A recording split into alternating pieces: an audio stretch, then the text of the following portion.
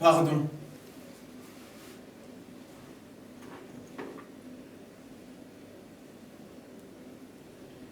Je vous demande pardon.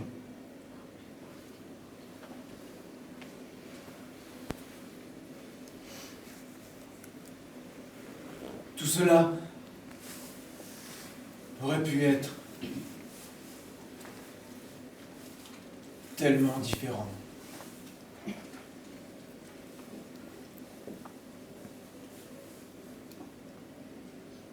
Si seulement j'avais pu.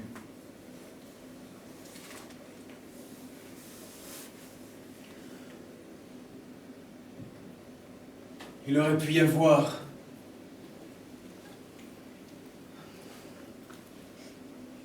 des amis, une vie,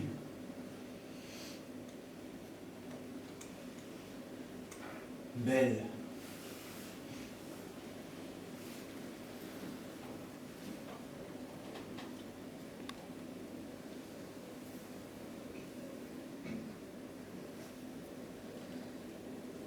Une maison.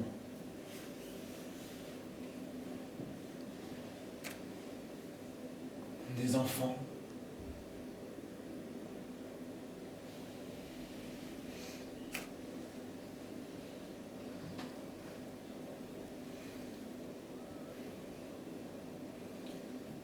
Je me souviens, 2 familles égales en noblesse, dans la belle Vérone, gracieuse Vérone, où nous étions. 2 familles, entraînées par des rancœurs anciennes, dans des rixes nouvelles, où le sang des citoyens souille le sang des citoyens. Il y a là nombre de beaux sujets, maintes personnes bien mises, belles demeures lustrées, esprits vaillants et coquets, serviteurs et valets, tous suivant leurs affaires, bon train. Mais voilà,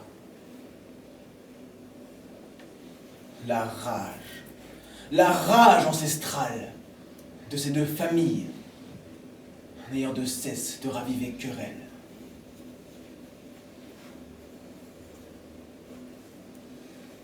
Des entrailles obstinées de ces 2 ennemis a pris naissance sous des étoiles contraires un couple d'amoureux.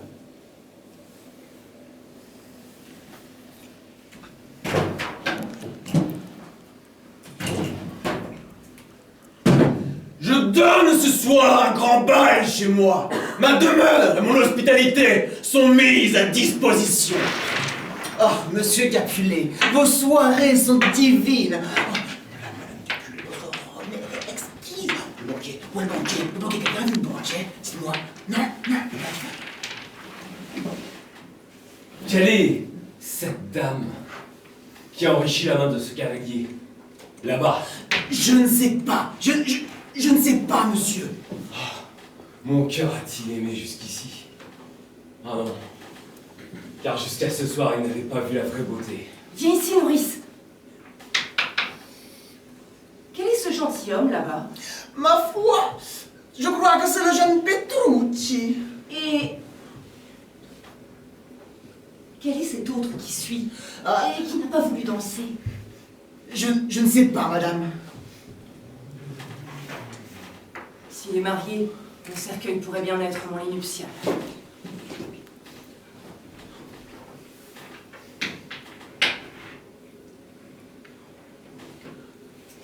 Si j'ai profané par mon indigne main cette chasse sacrée, je suis prêt à une douce pénitence.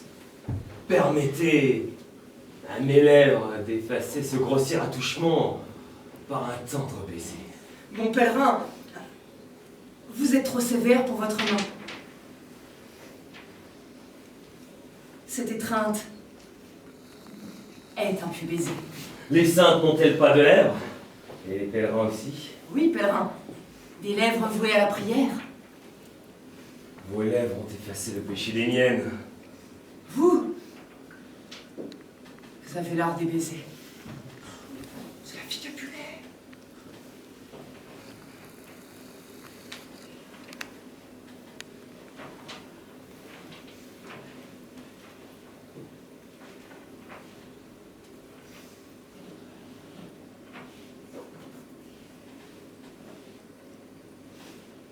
C'est une Capulet. Ma vie est due à mon ennemi. Son nom est Roméo. C'est un Montaigu. Je l'ai vu trop tôt sans le connaître, et je l'ai connu trop tard. Comment puis-je partir quand mon cœur est ici? En arrière, masse terrestre, et retrouve ton centre. Il se rit des plaies, celui qui n'a jamais connu de blessure.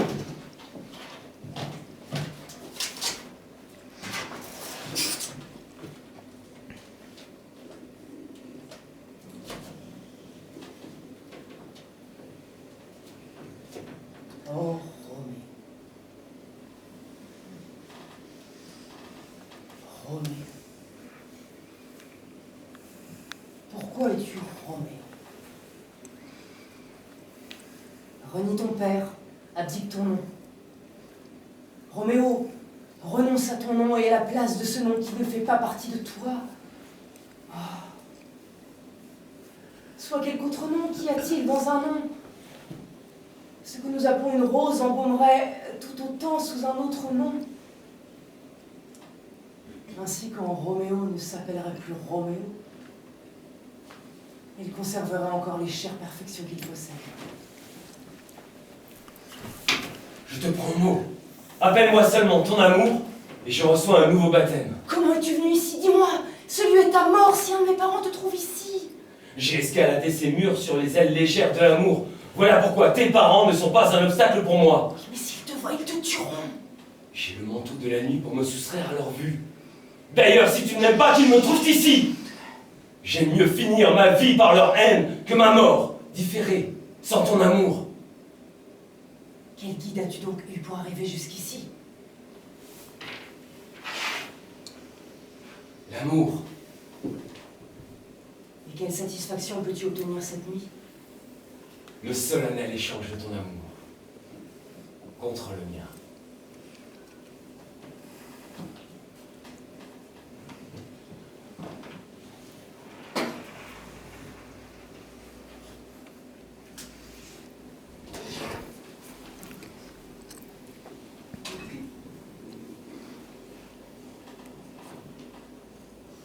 Je te suivrai, mon Seigneur. Jusqu'au bout du monde. Le lendemain, hélas, Tybalt tue Mercutio et Roméo tue Tybalt. Cela se passait dans la belle Vérone endormie, encore fraîche des limbes de la nuit passée. Mercutio était là, passant, comme il aimait à le faire le matin. Il se tenait là, à l'angle de la rue de Sicile, de la place du Fournier. Tybalt est passé là, l'a vu, et la rage d'Austral est revenue, et une furie qu'on ne peut contenir. Il s'est jeté sur Mercutio, a sorti de son fourreau son épée, il l'a transpercé, Mercutio, il l'a transpercé, vous dis-je. Et Roméo, qui tenait non loin de là, s'est précipité à l'aide de son ami, son très cher ami qui tenait entre ses bras et... Qu'y a-t-il dans Oh, un monde? Roméo, qu'a-t-il fait? Il s'est jeté sur Tybalt, en porte de balai. Il a tué Tybalt. Il a tué Tybalt. Fuis, Roméo, fuis. Les citoyens sont sur pied, et Tybalt est tué.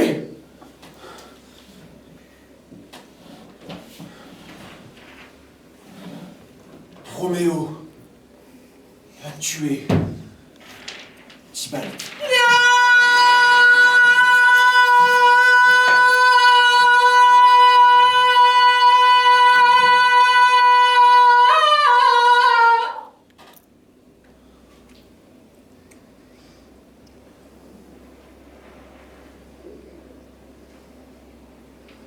prince de la ville va te condamner à mort si tu es pris. Hors d'ici, va-t'en, fuis!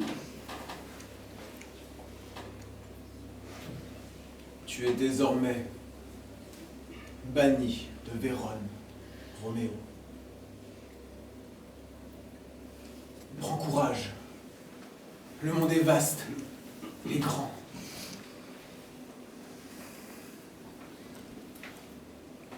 Les flambeaux de la nuit sont éteints. Je dois partir et vivre ou rester et mourir. Oh, bien sombre est notre malheur. Adieu. Adieu. Un baiser et je pars. Veux-tu donc partir? Le jour n'est pas proche encore. Reste donc. Tu n'as pas besoin de partir encore.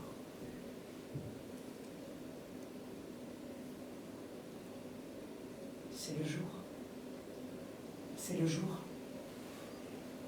Le jour est de plus en plus clair.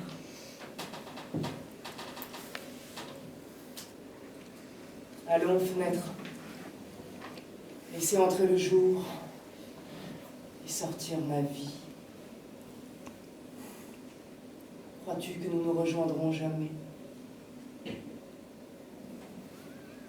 dans mon âme un présage fatal. Maintenant que tu es en bas, tu m'apparais comme un mort au fond d'une tombe. Mes yeux me trompent. Tu es bien pâle. Alors je suis parti, en exil, à Mantoue, et j'ai attendu un gage d'amour, l'anneau qui, quelques jours auparavant, ornait sa main le jour de notre mariage. Alors, il est parti, en exil, à Mantoue. Et j'ai attendu un gage d'amour. L'anneau qui, quelques jours auparavant, ornait ma main, le jour de notre mariage. Mais moi, dans ma chambre à Vérone. Eh bien, mon enfant, mon très cher enfant, jeudi prochain, de bon matin, un galant, le jeune et noble Paris, le comte Paris, viendra te chercher et te mènera à l'église Saint-Pierre, où il aura l'honneur de faire de toi sa joyeuse épouse. Ne nous restait plus qu'un seul homme, seul, trait d'union entre nos deux vies. Laurence, le frère Laurence. Arrête, ma fille, arrête! J'entrevois une espérance possible. Mais le moyen nécessaire à son accomplissement est aussi désespéré que le mal que nous voulons empêcher. Allons, allons, allons! Relève-toi, l'homme! N'es-tu pas heureux? Tu dois gagner Mantoue.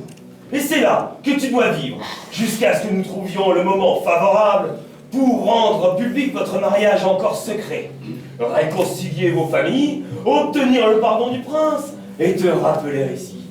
Tu reviendras alors 1 million de fois plus heureux que tu n'aurais été désolé au départ.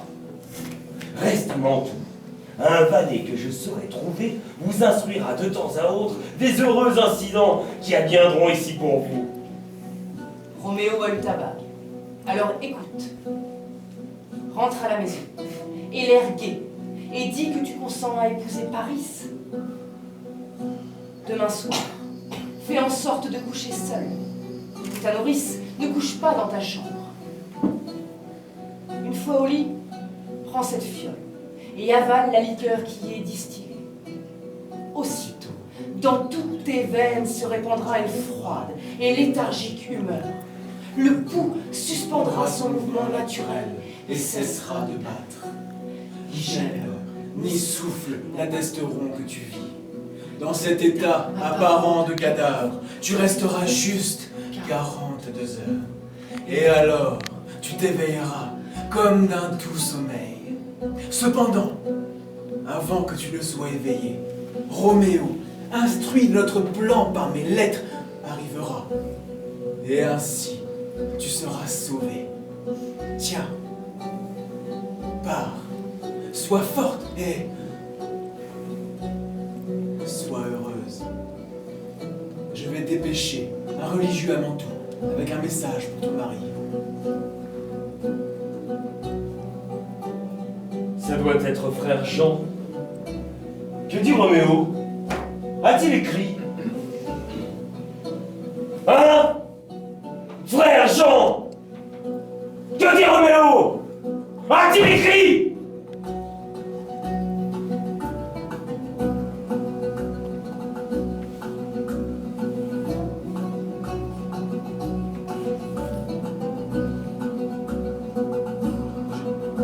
J'étais parti à la recherche d'un frère, déchaussé de notre ordre qui devait m'accompagner. Je l'avais trouvé ici, dans la cité, en train de rendre visite aux malades. Mais les inspecteurs de la ville nous ayant trouvé tous deux dans une maison qu'ils soupçonnaient infectés de la peste, oui. On a fermé les portes et n'ont pas voulu nous laisser sortir. C'est ainsi qu'a été empêché mon départ pour Mantoue. Qui donc a porté la lettre à Roméo?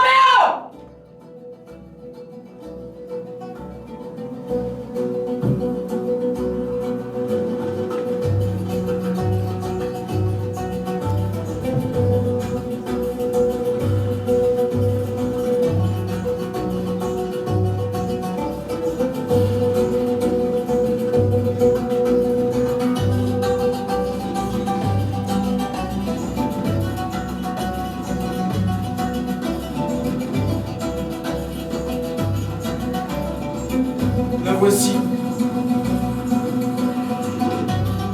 Je n'ai pu envoyer.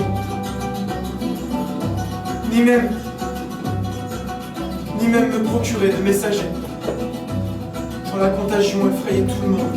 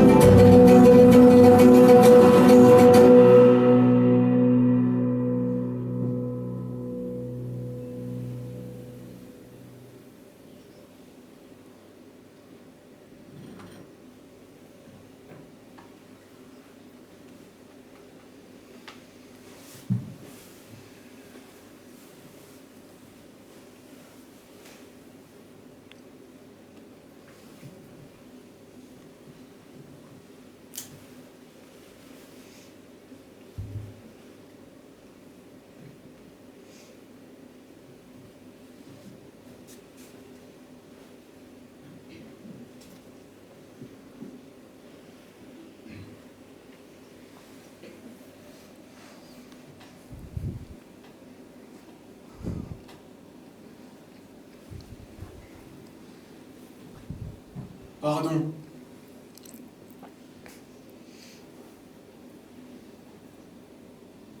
Je vous demande pardon.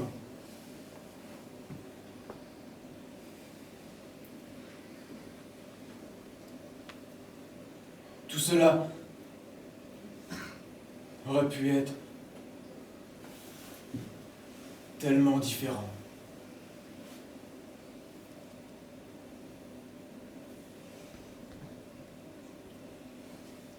Si seulement j'avais pu.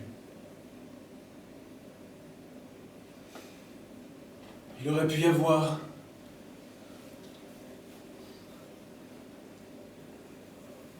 des amis.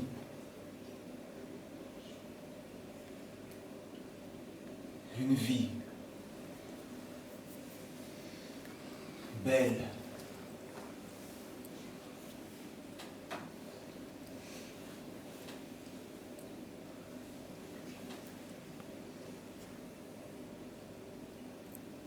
Une maison.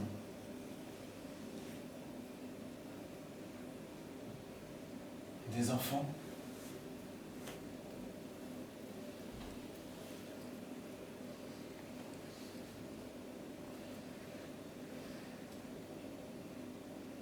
Je me souviens. 2 familles, égales en noblesse, dans la belle Vérone, gracieuse Vérone, où nous étions.